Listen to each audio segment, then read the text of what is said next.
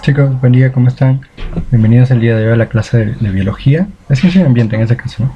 El día de hoy vamos a trabajar con un tema muy bonito que es el tema de ecología.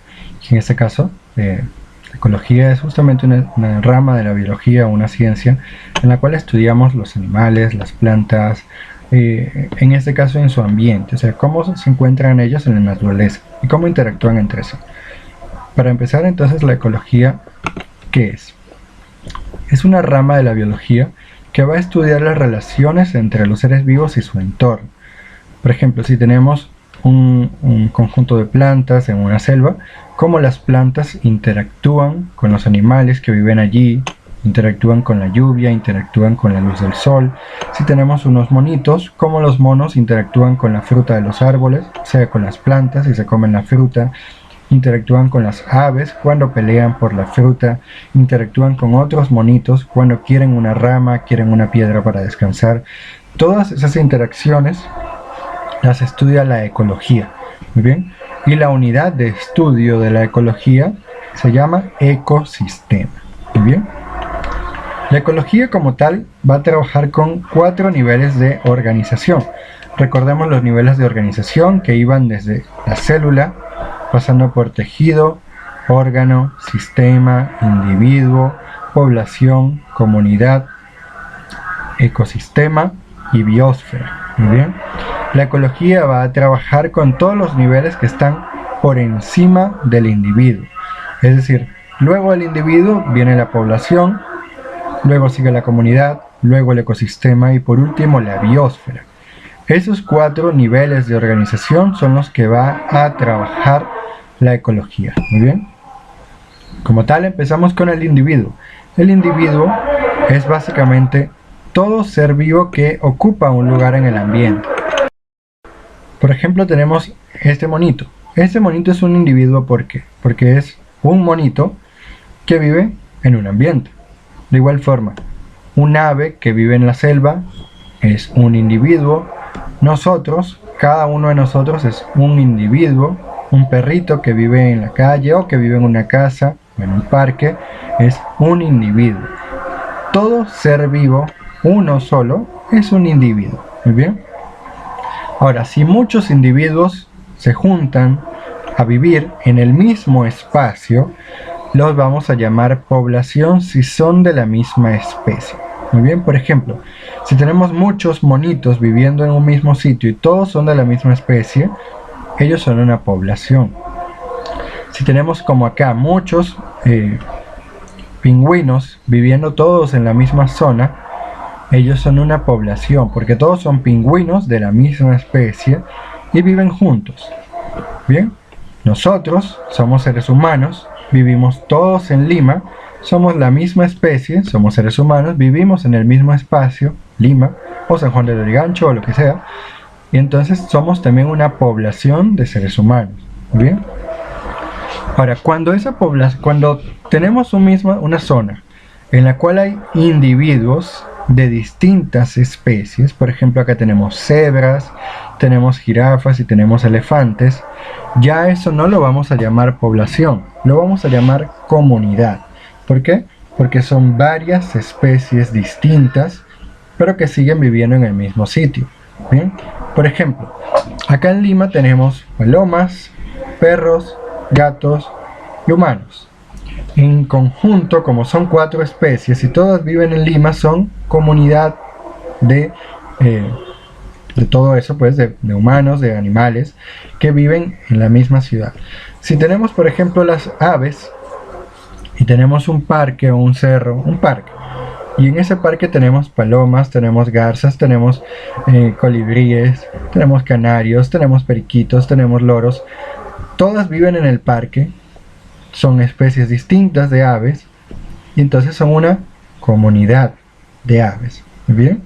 Entonces la comunidad son varias especies que viven juntas en el mismo espacio, en la misma zona. ¿Muy bien? Y población es cuando son la misma especie. Ahora, ¿qué es una especie? Bueno, una especie es simplemente individuos que se parecen entre sí y que pueden tener crías entre sí. ¿Muy bien? Por ejemplo, Si tenemos estos dos animalitos que estamos viendo acá, que son gaviotas, ellos se parecen entre sí, son iguales de hecho, y entre ellos pueden reproducirse, pueden tener hijos gaviota. Si tenemos a los pingüinos, ellos se parecen entre sí y pueden tener hijos pingüinos, ¿bien? Pero si nosotros tenemos a las gaviotas y a los pingüinos, ellos son aves, los dos son aves, entonces se parecen, pero entre ellos no pueden tener crías, no pueden tener hijos entre ellos. O sea, una gaviota con un pingüino no se puede reproducir, entonces son especies distintas. Cuando se pueden reproducir entre ellos mismos, entonces sí es una especie. Bien, por ejemplo acá tenemos cebras. Las cebras se parecen entre sí y se pueden reproducir entre sí, o sea, son una especie. Los elefantes, todos se parecen. Dos elefantes pueden tener un hijo elefante, entonces son la misma especie. Dos jirafas se parecen, pueden tener bebés jirafas entre sí, entonces son la misma especie. Muy bien. Ahora tenemos dos conceptos que son hábitat y el nicho. El hábitat es el espacio en el que vive una especie. Muy bien. Yo les decía que, por ejemplo, las aves vivían en un parque. Muy bien. El hábitat es el parque, es donde ellas viven. Si tenemos peces, por ejemplo, los peces pueden vivir en el río, pueden vivir en el mar. Donde viven es su hábitat. La trucha, ¿dónde vive? La trucha vive en los lagos o en los ríos. Bien. Entonces, el hábitat de la trucha es el sitio donde vive, es decir, o en el lago o en el río. Los monos, por ejemplo, viven en la selva. Quiere decir que el hábitat de los monos es la selva. Bien. Y así, por ejemplo, el hábitat de los pingüinos, que los pingüinos viven en el polo sur. El hábitat de los pingüinos es el polo sur, la Antártida. Igual, el hábitat de los leones, ellos viven en las sabanas africanas. Entonces, su hábitat es la sabana africana. El hábitat es donde vive la especie. Y ahora vamos con un concepto un poco complicado, que es el nicho ecológico. ¿Qué es el nicho ecológico? El nicho es básicamente una especie, o un animal, o un individuo necesita varias cosas para vivir. Vamos a verlo por nosotros mismos.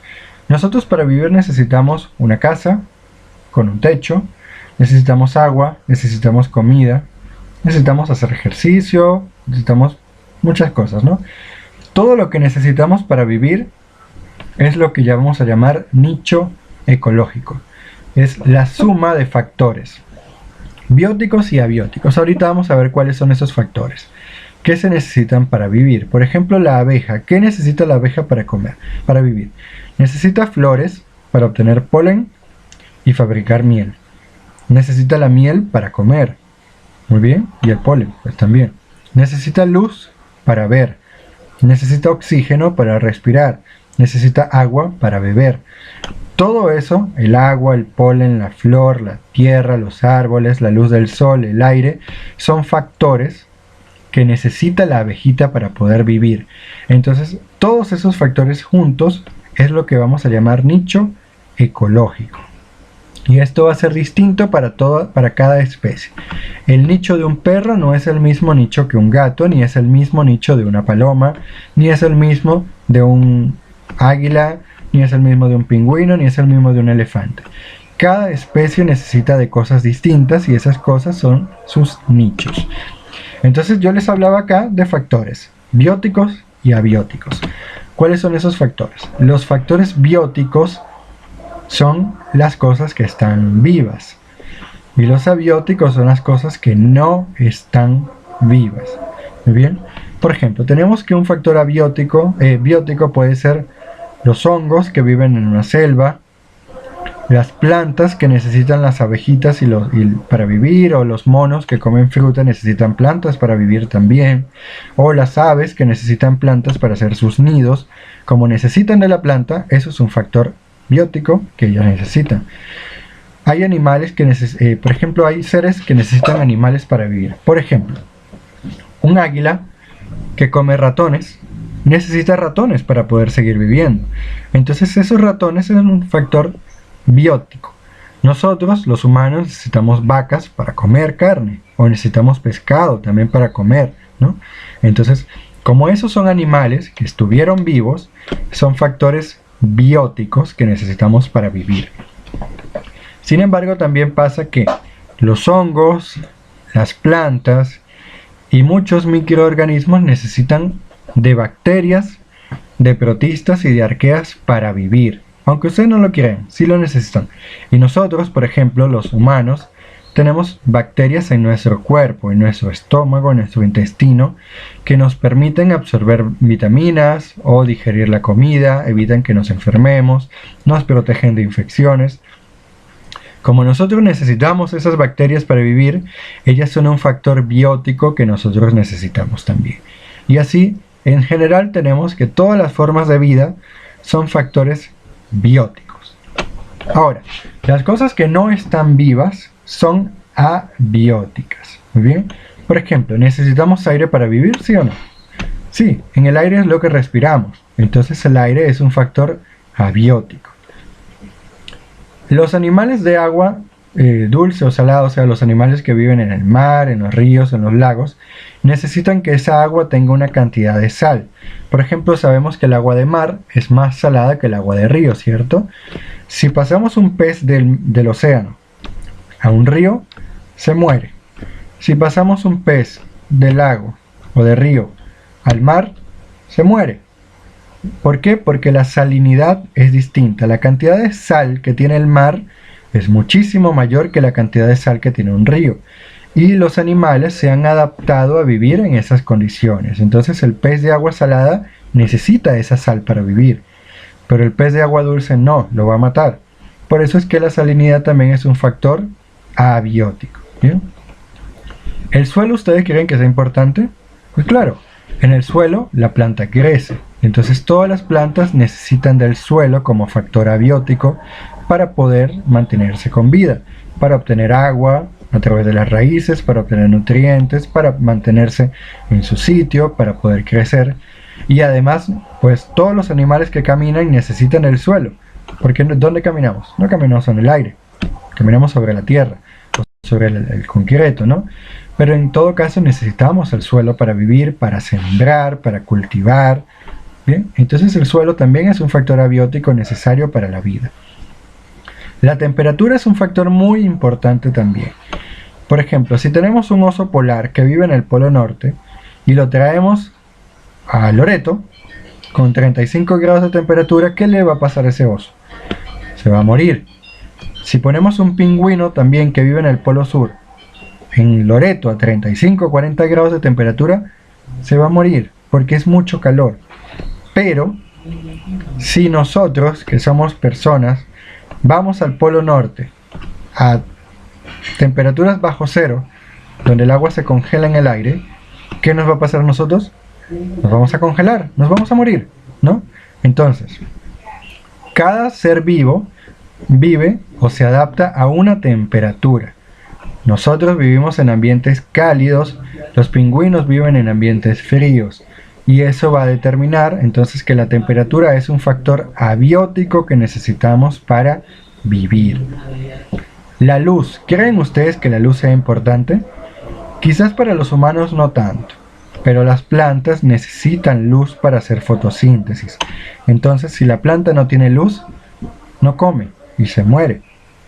Entonces la luz es un factor también muy importante. Y fíjense ustedes, si la planta no tiene luz y se muere, ¿qué comen los animales herbívoros? ¿Qué come la vaca? Césped. Si el césped no existe, la vaca se muere de hambre. ¿Y quiénes se comen a la vaca? Nosotros. Entonces nosotros nos quedamos sin comida y nos morimos también. Entonces esto es un factor también que es muy importante. El agua no tengo ni que mencionárselo.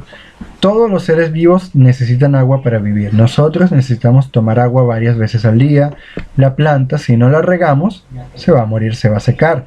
Entonces absolutamente todos los seres vivos necesitan agua. Y esto es un factor abiótico también muy importante. Esto se relaciona también con la humedad. ¿Por qué? La humedad es el agua que está en el aire. Si hay mucha agua en el aire, hay mucha humedad. Si hay muy poca agua en el aire, hay muy poca humedad. Por ejemplo, en la selva tenemos mucha humedad y esa humedad permite que los árboles crezcan muy grandes. porque tienen mucha agua para poder bebérsela y crecer. Pero en los desiertos no hay casi agua, no hay nada de agua y la humedad es muy baja. Por ejemplo, si ustedes han ido a Paracas, se han dado cuenta que en Paracas hay pura arena, ¿no? Eso es un desierto y allí no hay casi plantas, hay plantas muy pequeñas o simplemente no hay plantas. Bien, ¿por qué? Porque allí no hay humedad y si no hay humedad no pueden crecer las plantas. Muy bien. Por último, estos dos detalles, los minerales y el pH. Vamos primero con los minerales. ¿Qué son los minerales? Son cosas como hierro, como sodio, como potasio, que necesitamos para vivir. Si ustedes comen plátanos, tal vez su mamá les ha dicho que el plátano es muy bueno porque tiene potasio. Bien. El potasio es un mineral, es una sal que nuestro cuerpo necesita para funcionar, para que el corazón lata bien, para que el corazón funcione se necesita potasio. Para que no nos dé anemia necesitamos hierro. Las plantas, por ejemplo, necesitan nitrógeno para crecer. Entonces los minerales son como vitaminas que los seres vivos necesitamos para seguir viviendo. Por eso es un factor abiótico muy importante. Y por último el pH.